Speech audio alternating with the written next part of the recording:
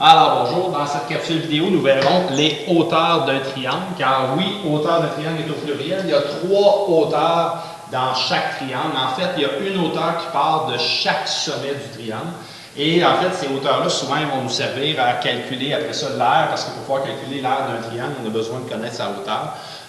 Donc, on va y aller avec de quelle façon on peut aller tracer une ou des hauteurs dans un triangle. Donc, d'abord, on va savoir c'est quoi la hauteur d'un triangle.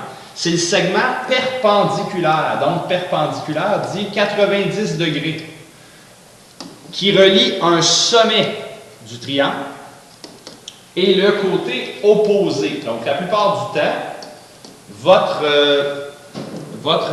hauteur va partir du sommet, puis il va s'en aller directement sur le côté opposé qui est juste en face, puis il va se tracer à l'intérieur d'un triangle.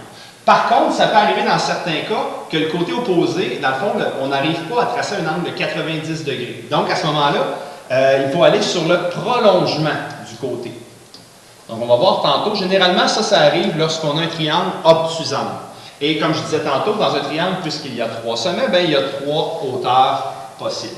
On y va tout de suite avec la démonstration de la construction. En fait, je vais tracer les 3 hauteurs de couleurs différentes dans chacun des triangles. On va commencer par en vert, la hauteur issue du sommet A. Donc, je pars de mon sommet A qui est ici. Dans l'autre triangle, je pars du sommet A qui est ici. Donc, étape 1, comme je veux tracer la hauteur sur le côté opposé, bien, je vais sortir mon écart, parce que c'est un angle de 90 degrés que je veux faire, sur le côté opposé. Dans le fond, ce que je vais faire, je m'en vais sur le côté opposé. Je vais placer mon écart de la bonne façon, voilà, comme ça. Et un coup que j'ai ça, là, je suis placé. Là, je vais bouger pour être capable de passer par le sommet A. Donc, vous voyez présentement, là, j'ai mon sommet A. Oh, je vais bouger un petit peu par là. Ouais, pas partout, pas jusqu'à gauche. Comme ça. Et là, présentement, si je relie le sommet A avec le côté opposé qui est BC, bien, je viens de réussir à tracer une perpendiculaire. Et pour dire que c'est bien une hauteur, je vais mettre mon symbole en angle droit. Donc, je sais que la hauteur, la ligne que j'ai tracée est une hauteur. On va faire la même chose de l'autre côté. Et là, de l'autre côté, vous allez voir ce qui est particulier. On va s'emmener, on a notre sommet A, on va venir placer notre équerre. Donc, je m'en vais ici pour placer mon équerre. Bon, il faut que je tourne encore une petite affaire. Voilà, bon, c'est pas pire ça. Fait que mettons que je l'ai, et là, vous voyez, qu'est-ce qui arrive? Présentement, j'ai mon sommet BC, mais mon angle n'est pas dessus. Pour pouvoir tracer ma hauteur, il faudrait que je prolonge. Vous voyez, là, j'arrive au sommet A, de cette façon-là. Par contre, mon côté BC, il n'est pas assez long, parce que BC, là, il est ici. Il va de là à là. Ça, c'est BC. Et BC n'est pas assez long. Donc, ce que je vais faire, je vais prolonger en pointillé pour montrer que, bon, je n'avais pas assez long.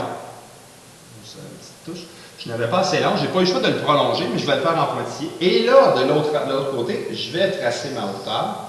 Évidemment, après ça, je vais retirer ça et je vais pouvoir mettre mon angle droit. Donc, ma hauteur ici, elle est extérieure au triangle. Et vous remarquez, oui, c'est parce que j'avais un angle obtus, l'angle B, l'angle intérieur du triangle, qui est obtus. Alors, on va essayer maintenant avec, on cherche la hauteur issue du sommet B. Donc, je vais partir en bleu de ce sommet-là, en bleu de celui-là, et je vais aller sur le côté opposé. Donc, pour aller sur le côté opposé, je m'en vais ici, une petite tournette encore, c'est pas assez.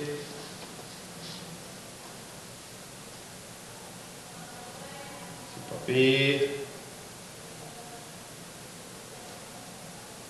Je tourne encore. Ça, c'est bon. OK. Alors, je vais maintenant pouvoir aller sur mon côté. Voilà, je suis sur mon côté. Je vais me bouger une petite affaire et ça devrait fonctionner.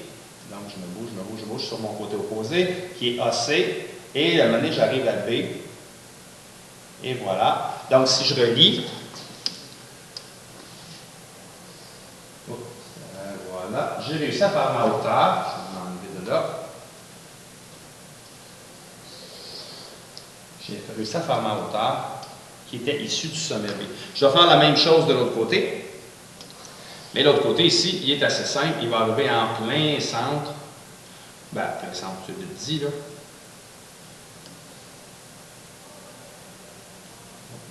Il Je tourne cette affaire.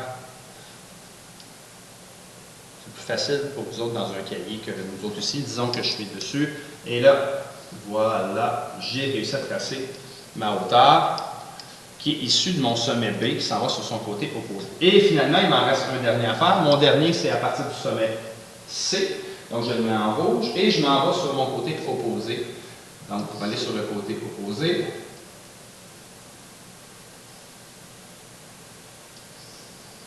Opposé, je tourne un petit peu.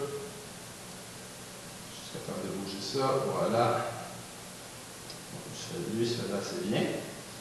Je vais relier. J'ai mon angle droit qui tombe sur mon côté opposé à l'angle C. Et est-ce qu'une hauteur sépare nécessairement le côté opposé en deux côtés isométriques? Bien, de temps en temps, ça peut arriver, mais ce n'est pas toujours le cas. C'est le cas souvent dans les triangles isocèles, les triangles équilatérales, mais ce n'est pas toujours le cas. Puis de l'autre côté, même chose. Je vais juste me bouger un petit peu, puisqu'on tant qu'à le faire, on va le compléter de la bonne façon. Donc, mon sommet C, il est ici. On cherche le côté opposé. Donc, je me prends mon angle droit, je vais juste me tourner un petit peu, côté opposé. Alors, je reviens, mon côté opposé. On n'est pas loin, on n'est pas loin. Voilà, je me bouge un petit peu. Et là, j'ai un problème. Parce que quand, à moins que je me jette dans l'autre sens. Peut-être que si je vais dans l'autre sens, il aurait peut-être mieux de me placer comme ça. Et je vais quand même avoir un petit problème, vous allez voir. Là, je me déplace. Vous voyez? Là, je suis sur mon côté AB. Et je bouge sur mon côté opposé qui est AB. Je m'en viens ici. Là, c'est pas assez long. Pour me rendre à C, je n'ai pas le choix. Encore une fois, là, je vais juste me tourner une petite affaire. Là. Pas grand-chose, mais donc il est correct comme ça. En fait, ce que ça dit, c'est que mon côté AB, qui est de là à là, ça c'est mon AB, il n'est pas suffisamment long, donc je dois le prolonger.